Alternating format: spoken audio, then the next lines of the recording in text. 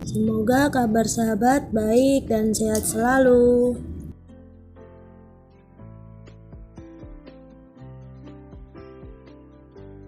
Rafael dosenku, suamiku.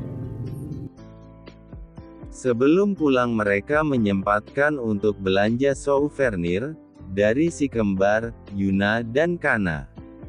Tidak ketinggalan juga Audia, istrinya juga berburu souvenir. Kalau sudah berbelanja, lupa diri. Alvin yang melihat itu, menggeleng-gelengkan kepala. Alvin pun memanfaatkan kesempatan itu untuk memfoto momen mereka belanja. Mumpung tidak ada penolakan dari Audia. Yang heboh justru Kana dan Yuna bersama anak-anak yang bergaya seolah-olah model. Selesai berbelanja, Alvin mengajak Audia untuk menemaninya menyelesaikan urusan dengan Alena. Alvin dan Audia meminta Yuna dan Kana untuk masuk mobil lebih dahulu bersama anak-anaknya. Tidak ingin berlama-lama, Alvin dan Audia langsung ke kafe. Alvin dan Audia sengaja melintas di mana Alena duduk. Lalu duduk di meja sebelah dan pura-pura pesan makanan. Menunggu reaksi Alena. Benar saja, Alena memperhatikan Alvin dan menghampiri.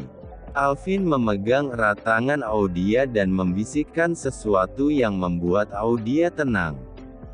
"Alfian, ketemu lagi.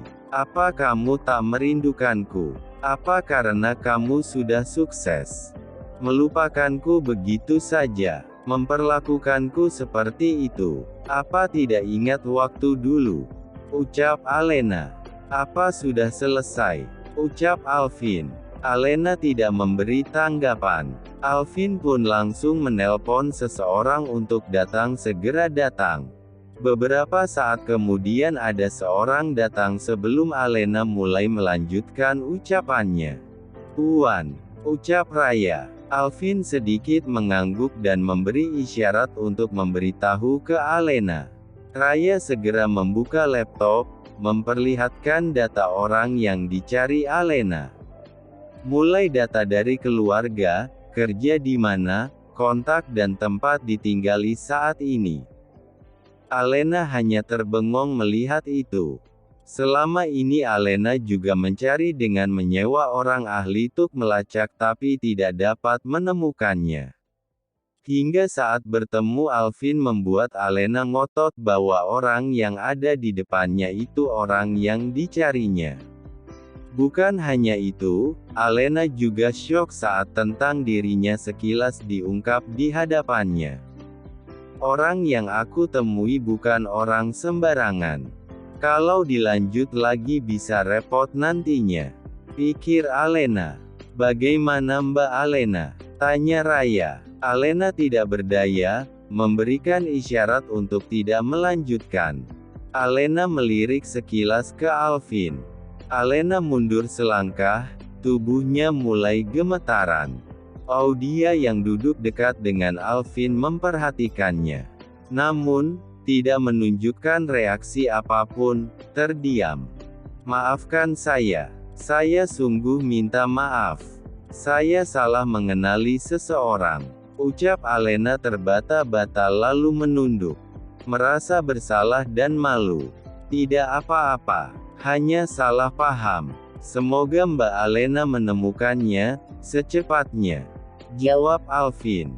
Alvin meminta Raya untuk memberi alamat dan kontak yang dibutuhkan Alena. Setelah itu, Alvin pamit karena anak-anaknya mulai masuk kafe bersama Kana. Memanggil-manggil sambil melambaikan tangan. Alvin menggandeng Audia berjalan menuju anak-anaknya. Sementara itu, Alena memperhatikannya dan tersenyum sendiri. Memikirkan bisa punya keluarga seperti itu, sungguh membahagiakan. "Saya juga pamit, masih banyak kerjaan yang harus diselesaikan," ucap Raya mulai beranjak dari tempat duduk. "Iya, boleh tahu, siapa sebenarnya?" tanya Alena yang menggantung. Terdiam.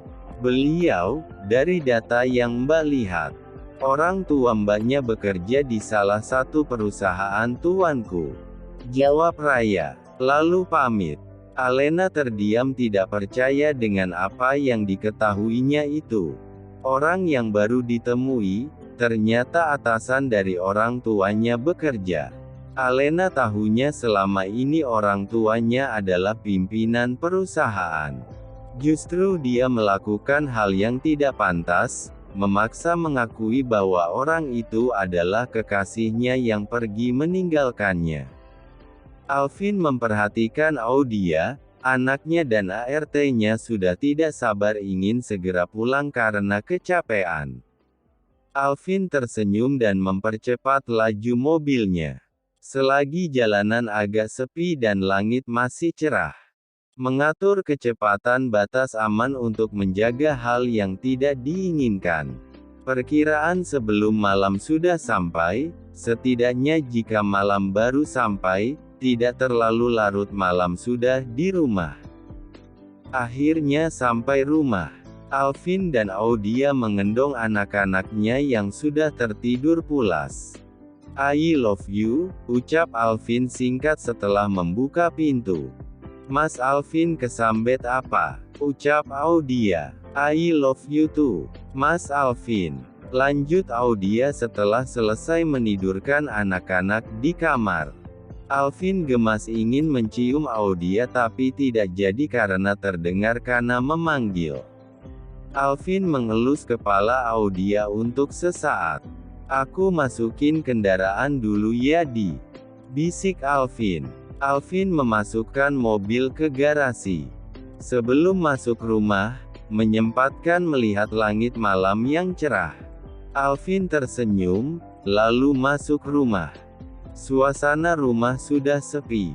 Alvin hanya mendengar langkah kakinya sendiri saat menuju kamar mandi membersihkan diri.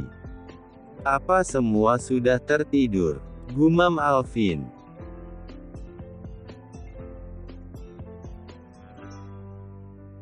Bagaimana cerita selanjutnya?